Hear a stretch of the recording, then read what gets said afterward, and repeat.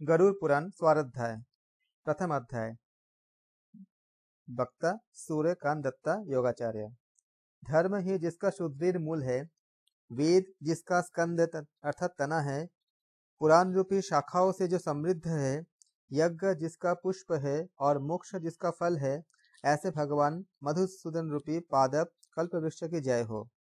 देव क्षेत्र नैमिषारण्य में स्वर्गलोक की प्राप्ति की कामना से शौनकादि ऋषियों ने एक बार सहस्र वर्ष में पूर्ण होने वाले यज्ञ प्रारंभ किए। एक समय प्रातःकाल के हवनादि कृत्यों से संपादन करके उन सभी मुनियों ने सत्कार किए और आसनासीन सूत जी महाराज से आदर पूर्वक ये पूछे। हे सूत जी, ऋषियों ने पूछे, हे सूत जी महाराज, आपने दुख देने वाले देव मार्ग का सम्यक निरूपण किए हैं। इस समय हम लोग भयावह यम मार्ग के विषय में सुनना चाहते हैं। आप सांसारिक दुखों को और उस क्लेश के विनाशक साधन को तथा इस लोक और परलोक के क्लेशों को यथावत वर्णन करने में समर्थ है, अतः आप कृपा करके हमें उसका वर्णन कीजिए। सूत जी बोले, हे मुनियों, आप लोग सुने, मैं अत्यंत दुर्गम यम मार्ग के बारे में कहता हूँ, जो पुण्यात्मा जनों के लिए सुखद और पापियों के लिए दुखद है। गरुड़ जी के पूछने पर भगवान श्री विष्णु ने उनसे जैसा कुछ कहा था, मैं उसी प्रकार आप लोगों के संदेह की निवृत्ति के लिए कहूँगा। किसी समय वैकुंठ में सुखपूर्वक विराजमान परम गुरु श्री हरि से विनीत पुत्र गरुड़ जी ने विनय से झुककर ये पूछे। गरुड़ जी ने कहा, हे देव, आपने भक्ति मार्ग का अनेक प्रकार से मेरे समक्ष वर्णन किए हैं और भक्तों को प्राप्त होने वाली उत्तम गति के विषय में भी हमें मुझसे कहे हैं। अब हम भयंकर यम मार्ग के विषय में सुनना चाहते हैं। हमने सुना है कि आपकी भक्ति से विमुख प्राणी वही नरक में जाते हैं। भगवान का नाम सुगमता पूर्वक लिया जा सकता है। जीवा प्राणी के अपने वश में है तो भी लोग नरक में जाते हैं। ऐसा अधम मनुष्य को बार बार धिक्कार है। इसलिए हे भगवान, पापियों को जो गति प्राप्त होती है तथा यम मार्ग में जैसे वे अनेक प्रकार के दुख प्राप्त करते हैं, आप मुझसे वो सब कुछ कहिए। श्री भगवान बोले, हे पक्षींद्र, सुनो, मैं उस यम मार्ग के विषय में तुमसे कहता हूँ, जिस मार्ग से पापी जन नरक की यात्रा करते हैं और जो सुनने वालों के लिए भी भयावह है। हे ताक्ष, जो प्राणी सदा पाप परायण है, दया और धर्म से रहित है, जो दुष्ट लोगों की संगति में रहते हैं, सत्शास्त्र और सत्संगति से विमुक्त है, जो अपने को स्वयं प्रतिष्ठित मानते हैं, अहंकारी है तथा धन और मान के मद से चूर है, आसुरी शक्ति को प्राप्त है तथा दैवी संपत्ति से रहित है, जिनका चित्त अनेक विषयों में आसक्त होने से भ्रांत है, जो मोह के जाल में फंसे हैं और कामनाओं को भोग में ही लगे हैं, ऐसे व्यक्ति अपवित्र नरक में गिरते हैं। जो लोग ज्ञानशील वे परम गति को प्राप्त होते हैं। पापी मनुष्य दुख पूर्वक यम यातना प्राप्त करते हैं। पापियों को इस लोक में जैसे दुख की प्राप्ति होती है और मृत्यु के पश्चात वे जैसी यम यातना को प्राप्त करते हैं, मुझसे सुनो। यथोपार्जित पुण्य और पाप के फलों को पूर्व में भोग कर कर्म के संबंध में उसे कोई शारीरिक रोग हो जाता है, आधि अर्थात मानसिक रोग और व्याधि अर्थात शारीरिक रोग से युक्त तथा जीवन धारण करने की आशा से उत्कंठित उस व्यक्ति की जानकारी के बिना ही सर्प की भांति बलवान काल उसके समीप आ पहुंच जाता है। उस मृत्यु की समाप्ति की स्थिति में भी उसे वैराग्य नहीं होता। उसने जिनका भरण पोषण किया था, उन्हीं के द्वारा उसका भरण पोषण होता है। वृद्धावस्था के कारण विकृत रूप वाला और मरणाभिमुख वह व्यक्ति घर में अवमानना पूर्वक दी हुई वस्तु को कुत्ते की भांति खाता हुआ जीवन व्यतीत करता है। वह रोगी हो जाता है, उसे मंदाग्नि हो जाती है और उसका आहार तथा उसकी सभी चेष्टाएं कम हो जाती है। प्राण वायु के बाहर निकलते समय आंखें उलट जाती है, नाड़ियां कफ से रुक जाती है, उसे खांसी और श्वास लेने में प्रयत्न करना पड़ता है तथा कंठ से घुरघुर से शब्द निकलने लगते हैं। चिंतामग्न स्वजनों से घिरा हुआ तथा सोया हुआ वह व्यक्ति कालपाश के वशीभूत होने के कारण बुलाने पर भी नहीं बोलता। इस प्रकार कुटुंब के भरण पोषण से में ही उसको निरंतर लगा रहने वाला अजितेंद्रिय व्यक्ति अंत में रोते बिलखते बंधु बांधव के बीच में उत्कट वेदना से सज्ञाशून्य होकर मर जाता है। हे गरुड़, उस अंतिम क्षण में प्राणी को व्यापक दिव्य दृष्टि प्राप्त हो जाता है, जिससे वह लोक परलोक को एकत्र देखने लगता है। अतः चकित होकर वह कुछ भी कहना नहीं चाहता। यमदूतों के समीप आने पर सभी इंद्रियां विकल हो जाता है, अतः चेतना जड़ीभूत हो जाता है और प्राण चलायमान हो जाता है। आतुर काल में प्राण वायु के अपने स्थान से चल देने पर एक क्षण भी एक कल्प के समान प्रतीत होता है और जो बिच्छुओं के डंक मारने जैसा ही पीड़ा होती है, वैसी पीड़ा का उस समय उसे अनुभव होने लगता है।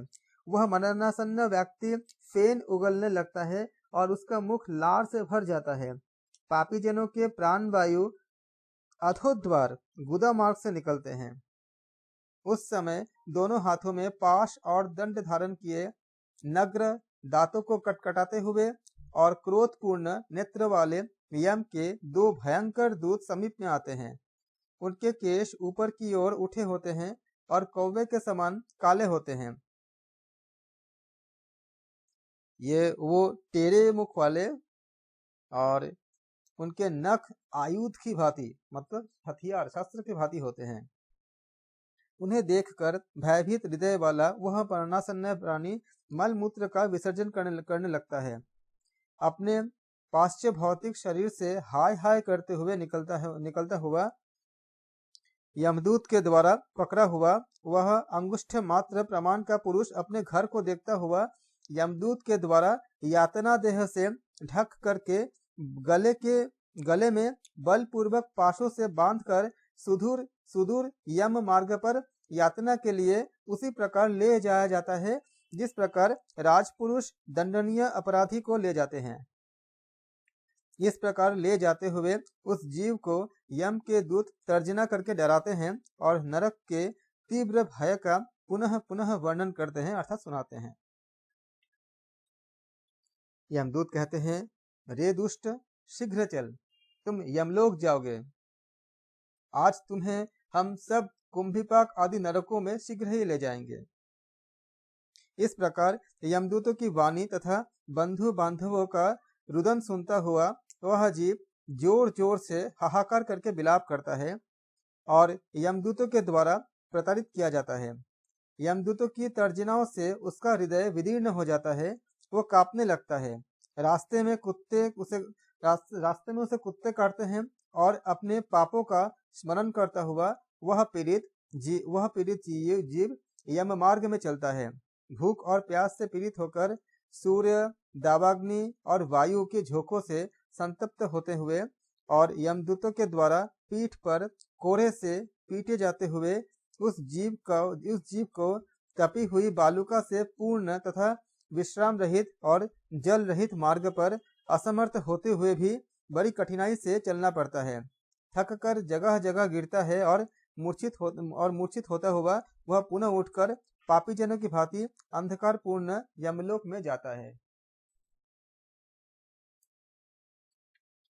2 अथवा 3 मुहूर्त में वह मनुष्य वहां पहुंचाया जाता है और यमदूत उसे घोर नरक यातनाओं को दिखाते हैं। मुहूर्त मात्र में यम को और नारकीय यातनाओं को भय के देखकर वह व्यक्ति यम की आज्ञा से आकाश मार्ग से यमदूतों के साथ पुनः इस मनुष्य लोक में चला आता है। मनुष्य लोक में आकर अनादि वासना से बद्ध जीव जो उसका शरीर था, तो उसे कहते हैं अनादि वासना से बद्ध जीव देह जो था पहले से उसमें वो प्रविष्ट होने की वो इच्छा तो रखता है, किंतु यमदूतों के द्वारा पकड़कर पाश में बांध दिए जाने के जो बांध देते हैं उसको, तो यमदूतों के द्वारा पकड़कर पाश में बांध दिए जाने से भूख और प्यास से वो अत्यंत पीड़ित हो जाता है। हे ताक्ष, यह पात की प्राणी पुत्रों से दिए हुए पिंड तथा आतुर काल में दिए हुए दान को प्राप्त करता है, तो भी उस नास्तिक को तृप्ति नहीं होती। पुत्रादि के द्वारा पापियों के उद्देश्य से दिए गए श्राद्ध, दान तथा जलांजलि उनके पास नहीं ठहरती नहीं। अतः पिंड दान का भोग करने पर भी वे क्षुधा से व्याकुल होकर मतलब यम मार्ग में बहुत ज्यादा दुख प्राप्त करते हुए यम मार्ग में जाते हैं। जिनका पिंडदान नहीं होता वे प्रेत रूप में जाकर कल्प पर्यंत निर्जन वन में बहुत दुखी होकर भ्रमण करते हैं। सैकड़ों करोड़ कल्प बीत जाने पर भी बिना भोग किए कर्म फल का नाश नहीं होता, और जब तक वो पापी जीव यातनाओं का भोग नहीं कर लेता तब तक उसे मनुष्य शरीर भी प्राप्त नहीं होता। हे पक्षी, इसलिए पुत्र को चाहिए कि वह 10 दिनों तक प्रतिदिन पिंडदान करे। हे पक्षी श्रेष्ठ, वे पिंड प्रतिदिन 4 भागों में विभक्त होते हैं। उनमें 2 भाग तो प्रेत के देहों के पंचभूतों की पुष्टि के लिए होते हैं, तीसरा भाग यमदूत को प्राप्त होता है और चौथा भाग से उस जीव को आहार प्राप्त होता है। 9 रात दिनों में पिंड को प्राप्त करके प्रेत का शरीर बन जाता है और 10वें दिन उसमें बल की प्राप्ति होती है। हे खग, मृत व्यक्ति के देह के जल जाने पर पिंड के द्वारा पुनः 1 हाथ लंबा शरीर प्राप्त होता है, जिसके द्वारा वह प्राणी यम लोकों के रास्ते में शुभ और अशुभ कर्मों के फल को भोगता है। पहले दिन जो पिंड दिया जाता है उससे उसका सिर बनता है। दूसरे दिन के पिंड से ग्रीवा यानी गर्दन बनता है, और गर्दन और स्कंध मतलब कंधा, तथा तीसरे दिन के जो पिंड से हृदय बनता है। चौथे पिंड से पृष्ठभाग यानी पीठ बनता है। 5वें से नाभि, 6ठे तथा 7वें पिंड से क्रमशः कटी मतलब कमर और गुप्तांग उत्पन्न होते हैं। 8वें पिंड से उरु मतलब जांघे और 9वें पिंड से जानू यानी घुटने तथा पैर बनते हैं। इस प्रकार 9 पिंड से देह को प्राप्त करके 10वें पिंड से उसकी क्षुधा और तृष्णा मतलब भूख प्यास ये दोनों जागृत होते हैं।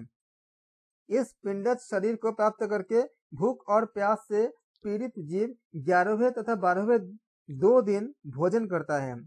13वें दिन यमदूत के द्वारा बंदर की तरह बंधा हुआ वह प्राणी अकेला उस यम मार्ग में जाता है।